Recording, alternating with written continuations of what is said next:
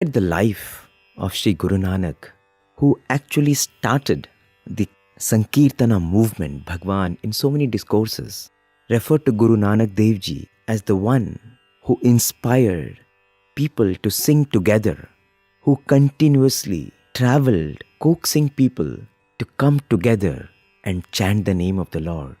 Bhagwan said, the inspiration for Sai Bhajan movement is Guru Nanak Dev Ji. It is he who started this movement of collective singing and collectively raising the consciousness of society. Sri Guru Nanak Dev Ji was born on 14th April 1469. His father was Kalyan Chand Das Bedi, who was affectionately called Mehta Kalu. At Guru Nanak Ji's birth, Pandit Hardayal, the village astrologer, predicted that he would become a great man. But as Guru Nanak grew from infancy to childhood, there was no indication of this predicted greatness whatsoever. However, he was a gentle, cheerful child who happily shared his food and his toys with others. But everyone thought that there was nothing special about him.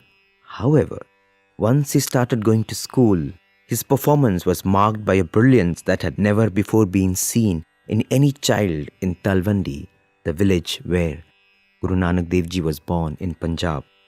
He had the ability to compose spontaneously long poetic works which were full of references to the metaphysical. All the three teachers who taught him at various stages of his school life were deeply impressed not only by his brilliance in studies but also by his spectacular compositions. But Mehta Kalu, his father, could only feel a growing disappointment and despondency in his heart.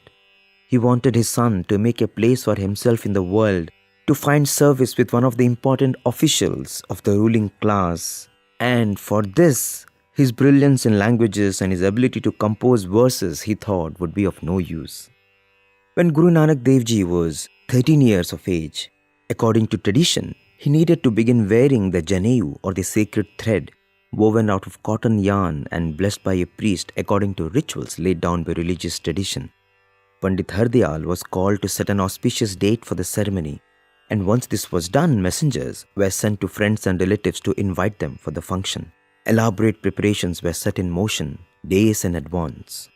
On the chosen day, the courtyard was packed to capacity with friends, relatives and well-wishers. Pandit Hardayal sat in the center of the platform with the young Nanak facing him. Young Nanak had his legs crossed, his back straight, his body bare from the waist upwards. Hardayal started performing the rituals before Guru Nanak was formally initiated. He lit the lamps and burnt incense, a strong smell of which pervaded the air. He drew the ritual symbolic figures with flour on the ground. He chanted the ancient prescribed mantras over the cotton cord that he had brought with him so as to sanctify it. And after doing all the preliminary work, Pandit Hardayal bent forward to put the cord across Guru Nanak Dev Ji's chest. But suddenly, the little Nanak drew away from him and putting up his hand in objection to what was happening, he asked, "What is this?" Pandit Hardayal gently said, "You know what is this, my son.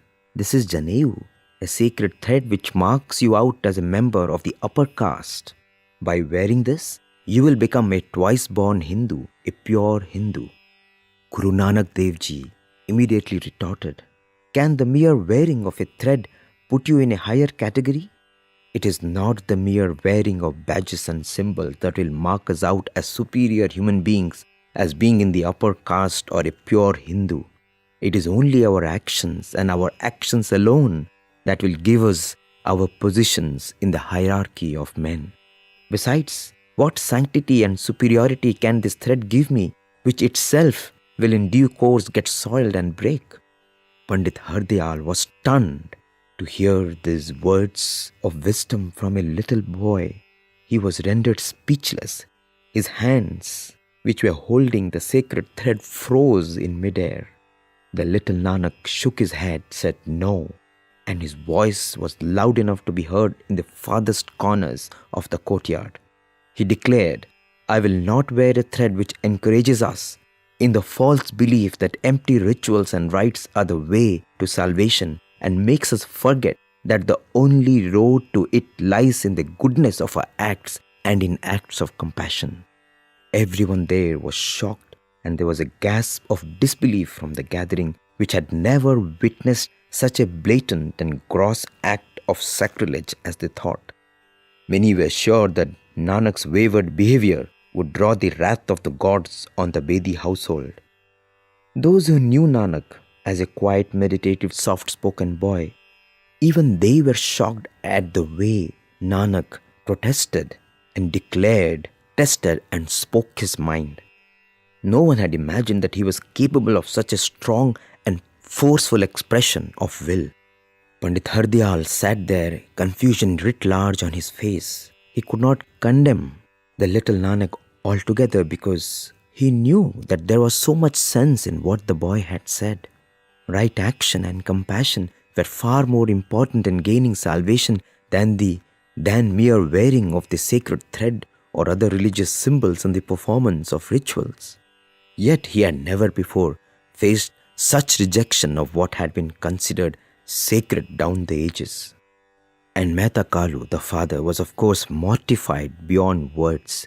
He felt that he would never again be able to show his face to his kith and kin, as his son had brought shame and humiliation upon the whole family. And the little Nanak's act confirmed what had already become a fixed notion in his mind, that this son would be of no good to me. And during that long, pregnant silence, little Nanak got to his feet, stood straight and erect, free of any sign of remorse or regret at what had happened, and quietly went inside the house. This was the beginning of a lifelong crusade against performance of empty rituals and rites. With time, Guru Nanak moved to stay with his sister, Nanaki. Nanaki's husband was a revenue official in the employment of Nawab Daulat Khan Lodhi, the governor of Sultanpur. So Nanak moved to Sultanpur, around 60 kilometers from Talwandi, and started working with Nawab Daulat Khan. Daulat Khan was so impressed with his cheerful nature, honesty and diligence that he soon appointed him as the keeper of his store, a task which Nanak performed with utmost honesty and diligence. Soon Nanak's life had established its own rhythm. He would get up in the morning, go and bathe in the river, spend some time on its bank in prayer and meditation, come home, and after breakfast, go to the store for the day's work. In the evenings, a small group of people would assemble in his house to listen to the beautiful singing of the lovely compositions he had done. One day, Nanak did not return from his bath in the stream. When the family went to look for him, they found his clothes on the river bank, but there was no sign of him. So many concluded that perhaps he had drowned. The news spread and a worried Daulat Khan rushed to the spot. Get the fisherman's net, hurry, send in the most experienced divers to search the riverbed.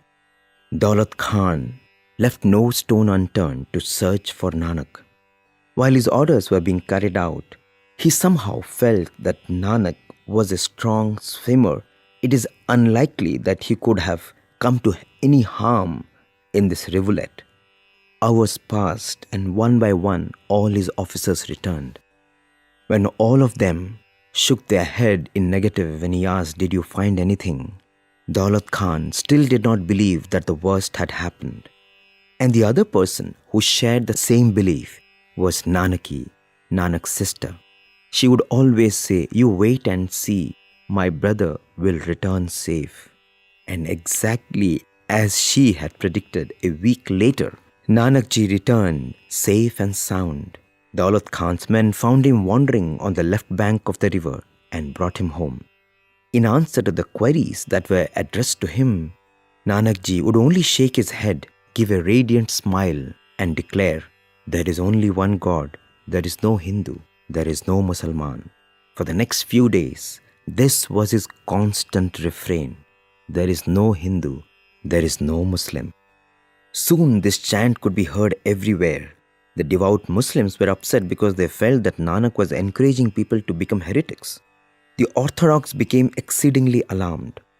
They felt they needed to counter this growing heretic tendency even among their own people. And so a delegation was sent to report the matter to the Qazi of Sultanpur. Qazi is a well-versed judge in Islamic law. The Qazi was already wary of Nanak and a little jealous because the latter had won great respect and love among the residents of Sultanpur, both Hindus and Muslims, because of his kind and gentle ways and his concern for the poor and the underprivileged. So the Qazi went to Daulat Khan and said this man must be stopped immediately. He said Nanak can say whatever he likes about the Hindus, but he has no business to say anything about Muslims. But Daulat Khan had come to love Nanak dearly and had been overjoyed when Nanak reappeared after his week-long vanishing act. But now that the Qazi had come to him, Daulat Khan felt that something had to be done to stop Nanak before all the Muslims were aroused against him. And Daulat Khan was a gentle secular human being. He did not want a communal riot on his hands. So he called for Nanak and asked, "Tell us, Nanak, what do you mean when you say there is no Hindu, there is no Muslim? Are not the Qazi and I, as followers of Prophet Muhammad, peace be upon him, true Muslims?" And Nanak repeated again, "There is no Hindu, there is no Muslim." And he added, "There are only true followers of God. We must be firm in our faith, our hearts must be pure, and we must not harbor any greed and pride. We must be unselfish, and our kindness must embrace all of mankind. Only then can we call ourselves true Hindus or true Muslims." "And what are you?"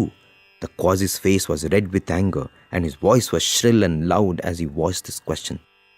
Nanak only smiled at this display of anger and said, "I am neither a Hindu nor a Muslim." The Qazi asked why, and Nanak said, "That is because I believe in the teachings of all religions. To me, the teachings of all the religions lead to God." "If you believe that all the religions lead to God, then you will have no objection to joining us in the namaz, isn't it?"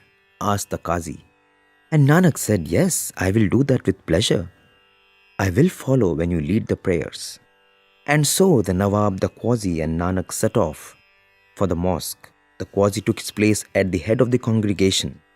During the namaz, while all the other worshippers knelt, Nanak remained standing.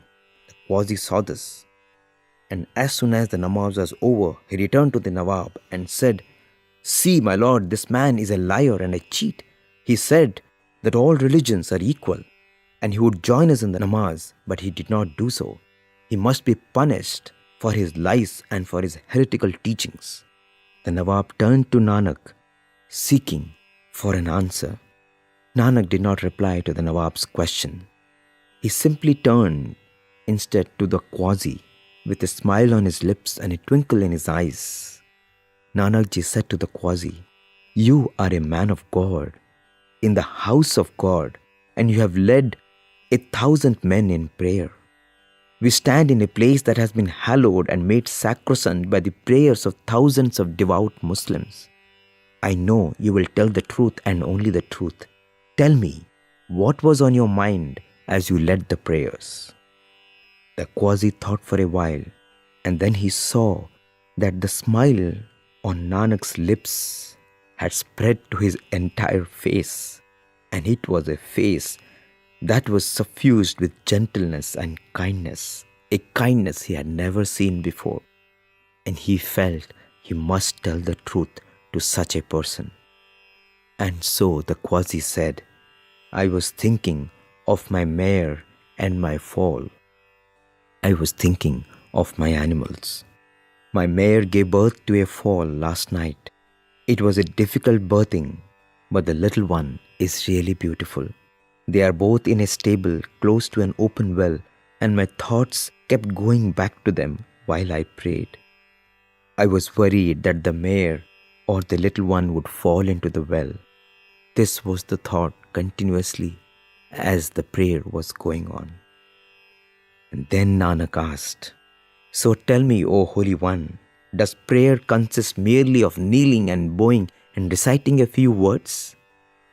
Did you really lead the prayers in the true sense of the word then?" And Nanak went on to explain What is prayer? Prayer is a tool to control the mind, so that when you raise your voice in prayer to God, you think only of Him and nothing else. The Quasi understood the teaching of Nanak Dev Ji and said, "You are right, Nanak.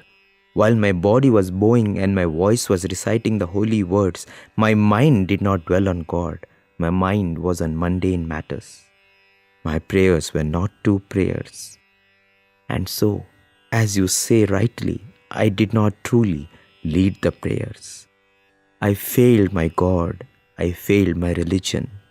I failed to be a man of God. I failed to be a Muslim. Please forgive me." That is how Guru Nanak Ji slowly started bringing in subtle and powerful transformation in the hearts of individuals in and around Punjab, and then started extensive travels in the north, in the west of India. Everyone was all the time so taken in by his gentle face, by his melodious singing and his profound compositions, that wherever he was, people would gather to listen to his teachings and his songs. Guru Nanak would be accompanied by Mardana, his companion, who used to play a little instrument as he sang. And that is how Guru Nanak Dev Ji inspired hundreds and thousands to take to this path of collective singing. If we are singing Sai Bhajans today, it is because of the foundation that was laid by Guru Nanak Dev Ji. And when Almighty assumed the human frame again, Bhagwan put us back onto this track of chanting the name of the Lord together with energy, with gusto, with deep devotion. And that is what this bhajan exhorts us. So as we sing this bhajan, let us remember that every activity that we do, every time we sing, it cannot be an empty prayer. It has to be a prayer which deeply connects us to God. We cannot be thinking mundane matters and doing a bhajan.